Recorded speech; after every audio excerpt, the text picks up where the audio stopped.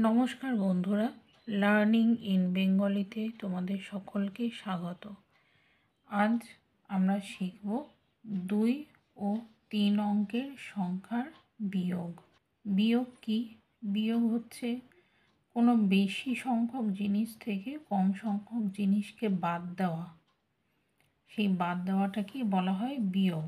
আগেই আমরা হাতের কর গোনা অভ্যাস করে নিয়েছি, এখানে আর লাইন টেনে বিয়োগ করব না।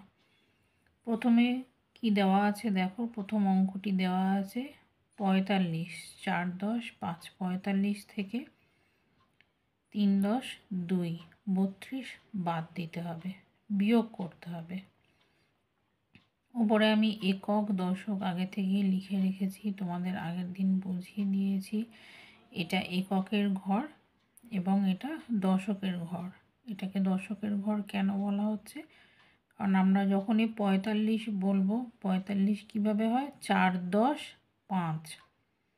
এই যে 10, দশক কথার অর্থ 10, 3 10 2, এই যে 3 10 বলছি, 4 10 বলছি, এটাই হলো দশক।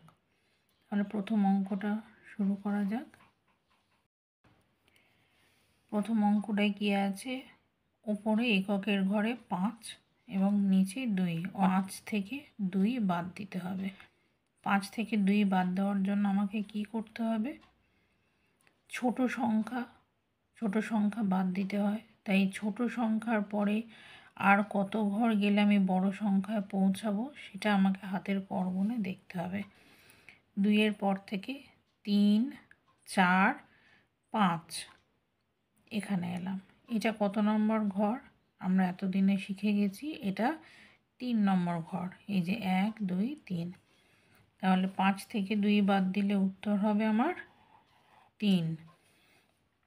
পাশে দশকের ঘরে উপরে কি আছে? 4 এবং নিচের সংখ্যা 3, অর্থাৎ 4 থেকে 3 বাদ দেব।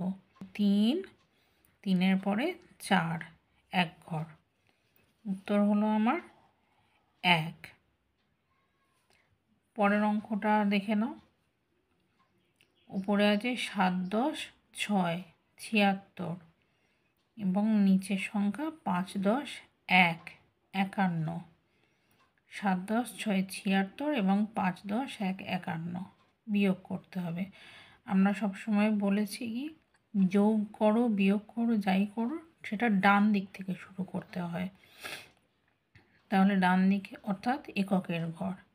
এককের ঘরে উপরে আছে 6 এবং ঠিক তার নিচে আছে 1, অর্থাৎ 6 থেকে 1 বিয়োগ। কি করব আমি? একইভাবে ছোট সংখ্যা 1, 1-এর পর থেকে আমি হাতের কর গুনব, কোথায় গিয়ে 6 হয়। 1, তারপরে 2 3 4 5 6। এটা আমি জানি বা আমরা সকলেই জানি এটা আমাদের হাতে 5 নম্বর ঘর। তাহলে এখানে লিখে দেব আমি 5। ঠিক সেইভাবে দশকের ঘরে উপরে আছে 7 এবং নিচে আছে 5। তাহলে 7 থেকে 5 বিয়োগ যাবে। বিয়োগ করি। 5-এর পরে 6 7 2 নম্বর ঘরে এসছে। তাহলে উত্তর হয়ে যাবে আমার 2। আশা করছি তোমাদের এই দুটো তো অঙ্কতে কোনো অসুবিধা নেই। পরে আসি 3 অঙ্কের সংখ্যার বিয়োগ। এখানে দেখো 3 অঙ্কের সংখ্যা একক দশক শতক। আগেরটা ছিল একক দশক, আজ আছে একক দশক শতক। 3 অঙ্কের সংখ্যা, তাই শতক অবধি। এই সংখ্যাটাকে একত্রে আমরা কি বলবো? 3 শত 4 10 2 42, অর্থাৎ 3 শত 42। নিচের সংখ্যাটা 2 শত 3 10 1, অর্থাৎ 2 শত 31। তাহলে 3 শত 42 থেকে 2 শত 31 বাদ দিতে হবে। কিভাবে বাদ দেব? এককের ঘর থেকে অঙ্ক সবসময় শুরু করতে হয়। এককের ঘরে উপরে আছে 2 এবং নিচে 1, অর্থাৎ 2 থেকে 1 বাদ দেব। 1-এর পরে আমরা 2 অবধি যাই। 1-এর পরে 2 কোথায় হলো? একটা ঘর। 1 4 4 থেকে 3 বাদ দিতে হবে।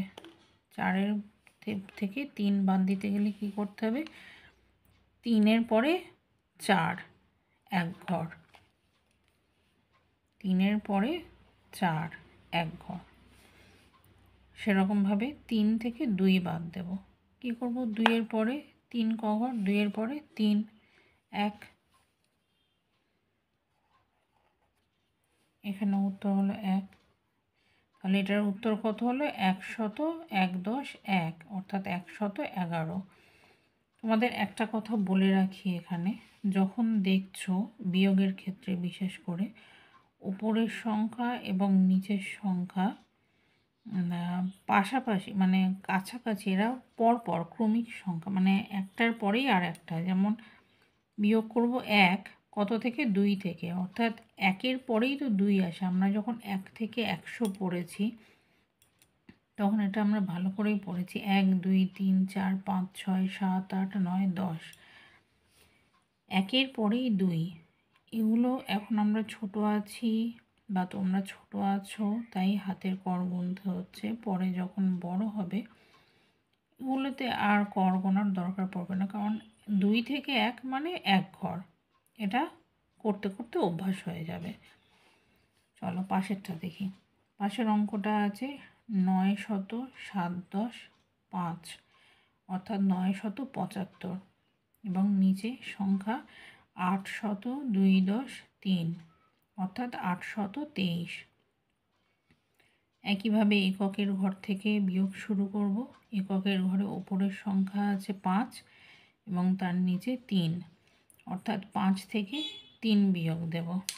3-এর পরে 4 5 2 ঘর।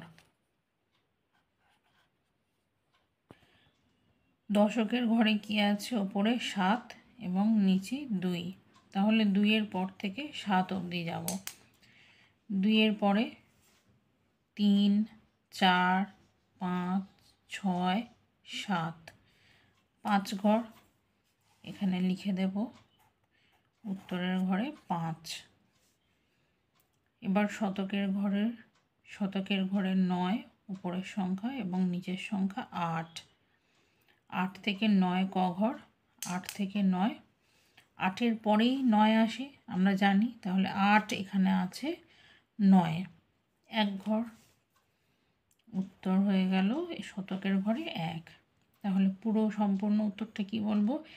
105 10 2 অর্থাৎ 152। আশা করি 2 অঙ্ক 3 অঙ্কের বিয়োগটাও তোমরা খুব সহজে বুঝতে পেরেছো। যদি কোথাও কোনো রকম অসুবিধা হয়ে থাকে কমেন্ট বক্সে কমেন্ট করে অবশ্যই জানাবে। আজ এ পর্যন্তই, পরে দেখা হচ্ছে অন্য কোনো ভিডিও নিয়ে। সবাই ভালো থাকবেন, সুস্থ থাকবেন। টাটা।